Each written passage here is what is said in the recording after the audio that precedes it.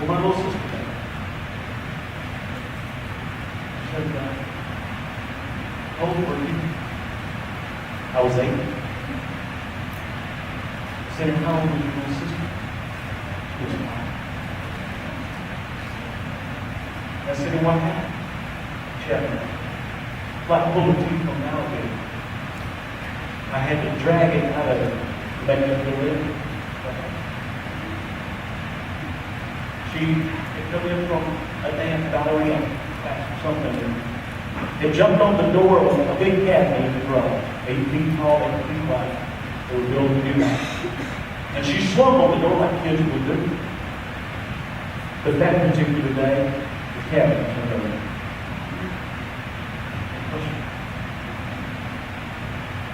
He saw it.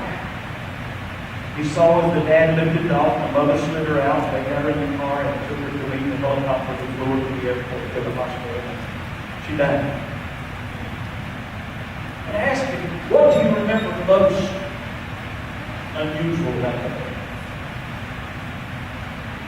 Here's what he said.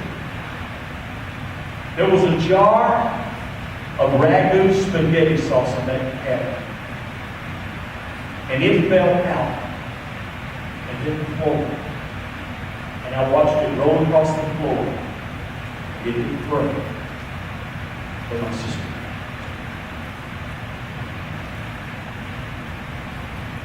I said, so at 8 years old, you bury all of your emotions.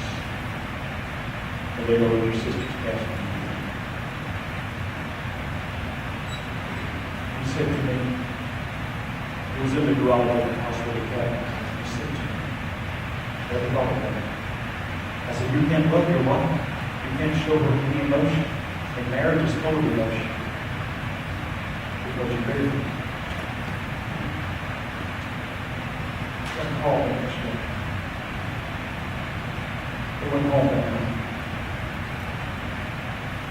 She went in the house. It's about 8 minutes.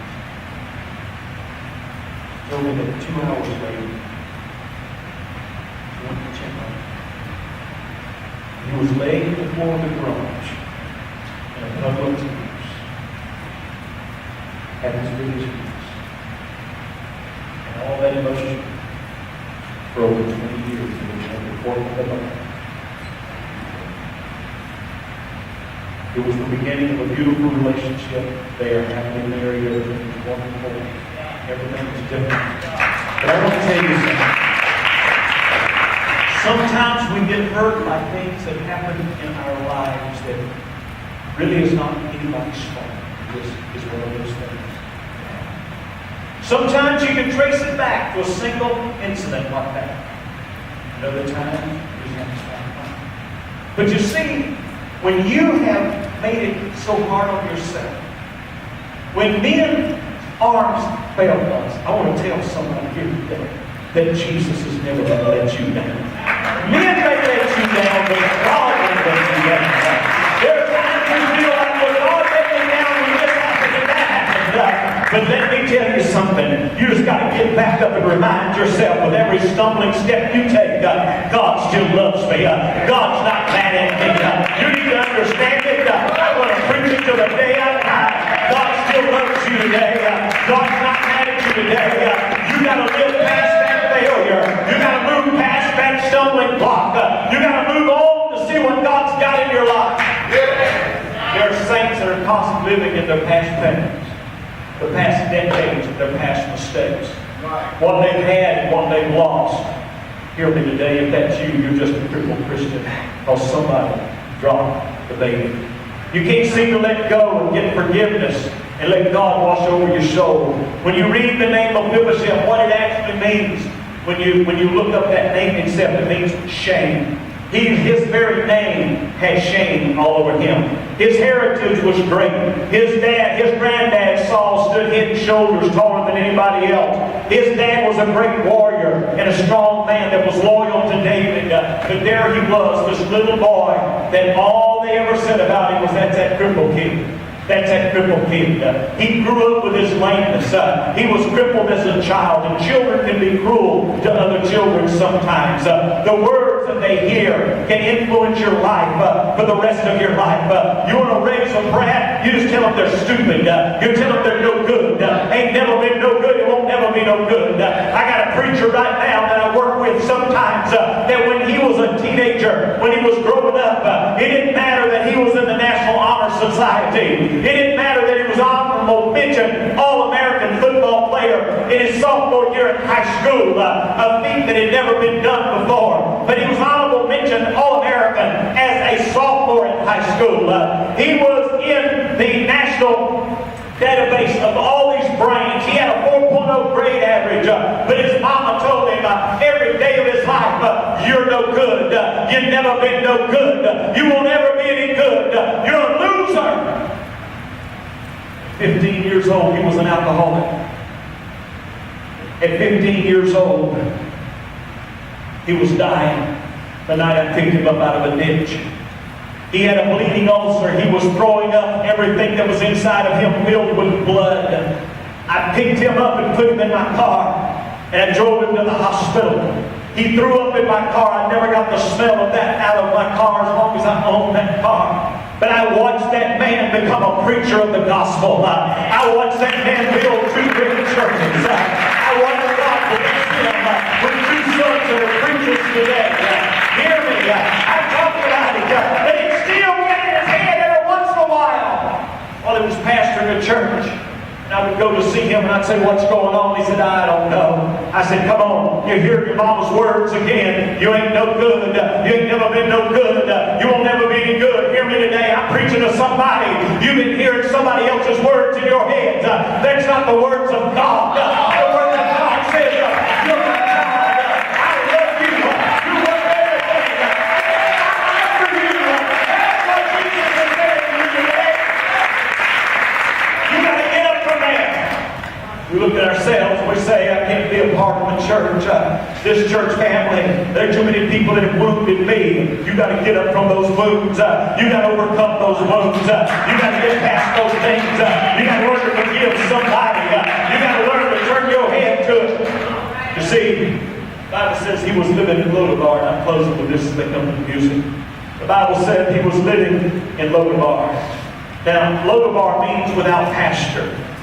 He went from the king's house where Jonathan and Saul lived with his lameness to a place that was forsaken.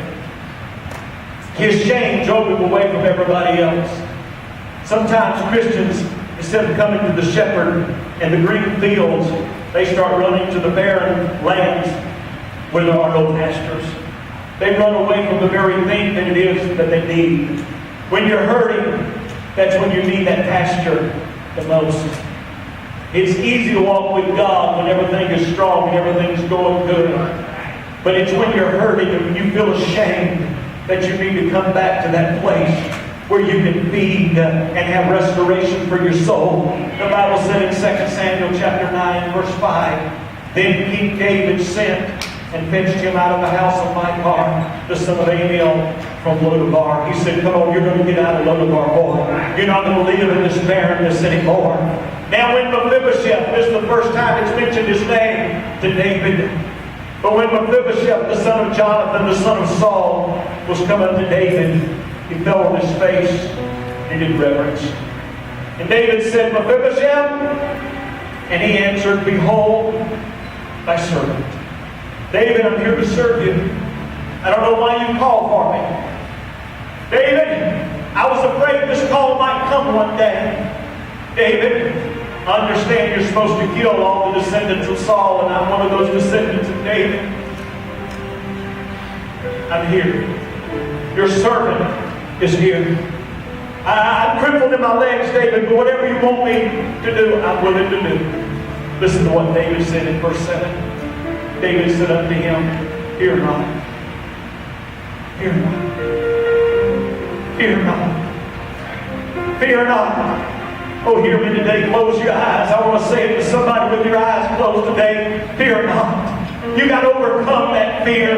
Oh, Pastor, you don't understand. I've tried before and I failed. Fear not. Come on, listen to me. Keep your eyes closed. Hear what this preacher said. Fear not. I want you to hear the Lord saying it to you today. Fear not. So you got some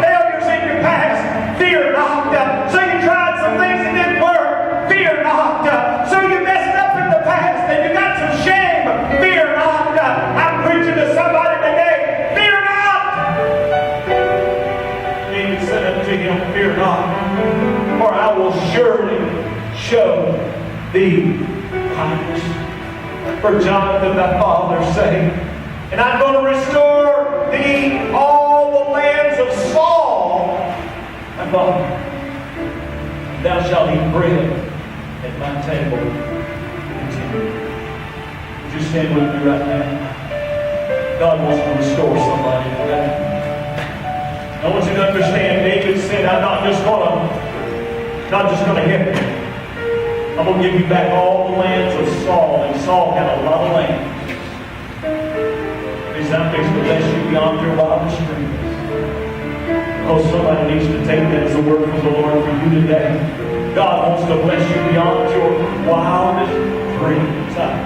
He had to learn that the king's family were not his enemy.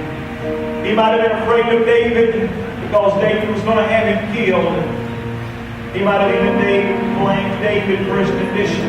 But the king was reaching out to show him some kindness. You hear me today, God's not your enemy. God's not your enemy. You may feel weak and ashamed. God's reaching out to you this afternoon.